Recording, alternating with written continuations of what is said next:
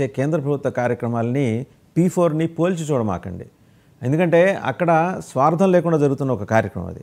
ఆయన ప్రధానమంత్రి అని ఉంటుంది. అలాగే మీ ఓటు బ్యాంకు నిర్మించుకోవడానికి మీకు వేరే ప్రణాళిక ఉన్నాయి. మీకు ఆర్ఎస్ఎస్ పనిచేస్తుంది, మీ ఫ్రంట్ ఆర్గనైజేషన్ పనిచేస్తాయి. వేరాజ్ ఇక్కడ కూటమి సర్కార్ని లీడ్ చేస్తున్న తెలుగుదేశం పార్టీ మొదటి నుంచి కూడా కార్పొరేట్ శక్తులకు అనుగుణంగా పనిచేస్తోంది. సో వాళ్ళ ద్వారా ఏంటంటే ఒక పర్టికులర్గా ఓట్ బ్యాంక్ తయారు చేసుకోవడానికి నిర్మించుకోవడానికి దీన్ని అడ్డం పెట్టుకొని రాష్ట్రంలో ఉన్న పేదలు ఎంతమంది అండి?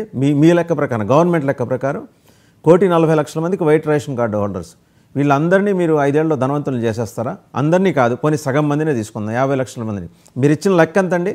దాంట్లో గట్టిగా ఎంత ఉందండి మీరు ఇచ్చిన లెక్క? ఇప్పటివరకు మీరు ఐడెంటిఫై చేసింది 60,000 మందిని. అంటే ఏం చెప్పాలనుకుంటున్నారు? మెసేజ్లో క్లారిటీ ఉండాలి కదా. మీరు చెప్పాలనుకుంటుంది లేదండి మేము దశల వారీగా చేస్తాం, ఈ సంవత్సరం 60,000, వచ్చే సంవత్సరం 1,50,000, ఆ పై సంవత్సరం 3 లక్షలు, అలా చేసినా మీరు 1,40,00,000 మందిని.